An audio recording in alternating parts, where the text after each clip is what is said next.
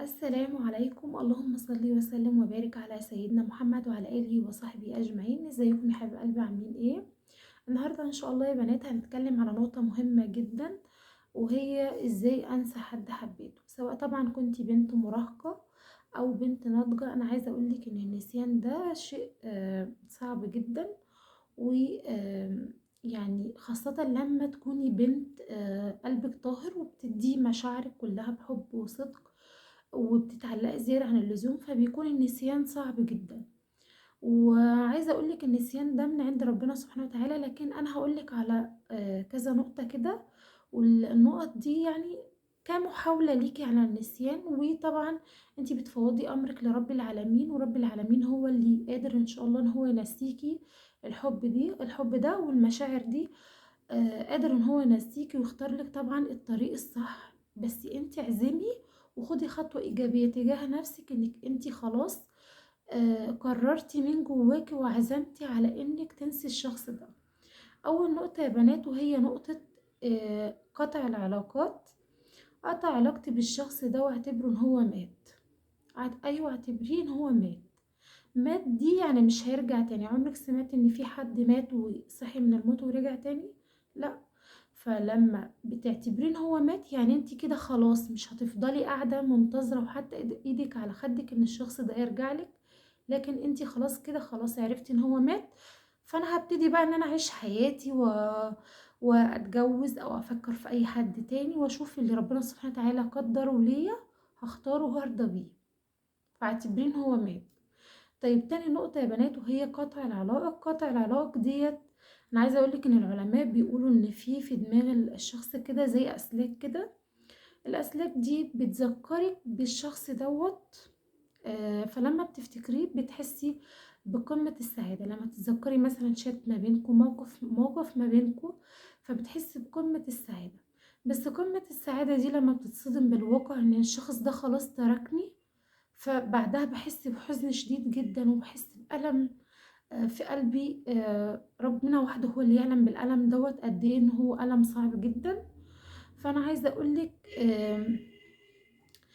طبعا انت هتقطعي علاقتك بيه نهائيا كاملة، وهتبطلي طبعا انك تتابعيه، سواء بقى ان هو تتابع اخباره، سواء هو اتجوز او ما اتجوزش، خطب ما خطبش. ادخل مثلا على الفيسبوك واحاول بقى ابحث عنه وادور عنه وادور كتب اخر بوست ايه، واشوف مين عامل له لايك، مين عامل له قلب، مين كاتب له تعليق، مين قايل له كل سنة وانت طيب، وافضل بقى متابعة اخباره. فانت كده مش هتنسيه. لكن لما تقطعي علاقتك بيه نهائيا وتقفلي اي باب موارب ما بينك وبينه، صدقيني كده انتي هتنسي. والابواب المواربة دي يا بنات ابواب يعني مؤذية جدا. لا انتي حاسة بالبرد اللي هو الساقع اللاذع دوت، ولا انتي حاسة بالدفى.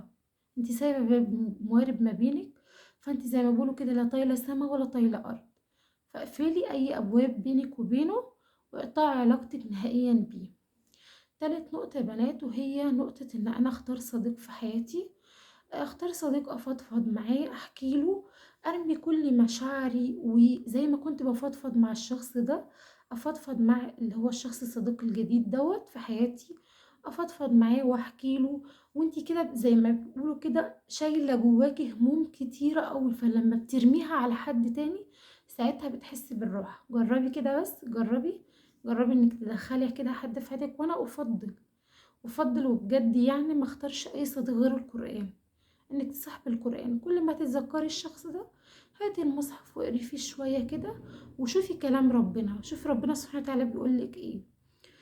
النقطة اللي بعد كده يا بنات وهي نقطة الصداقة. ان انا اتصدق بنية ان ربنا سبحانه وتعالى ان هو ينسيني الشخص دوت نهائيا، و يخليني طبعا ان انا مفكرش فيه تاني. فاتصدقي بنية اللي هو ايه، ان هو الشخص ده تنسيه. وكمان نقطة مهمة جدا يا بنات وهي الصلاة على النبي صلى الله عليه وسلم.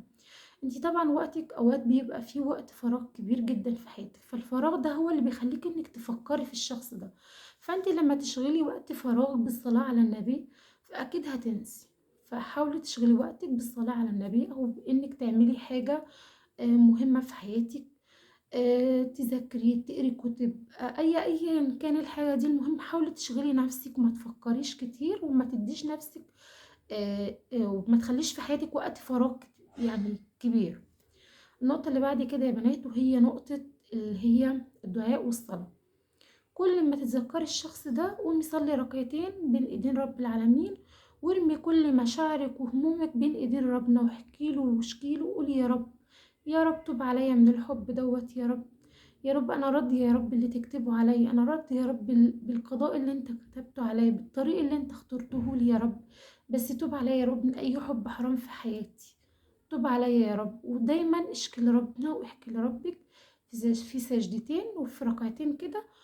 وكل ما تتذكريه في اي وقت مش شرط بالليل بس، قومي على طول اتوضي وصلي ركعتين لله.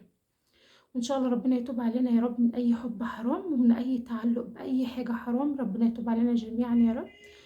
وبتمنى الفيديو يكون عجبكم، واستودعكم الله.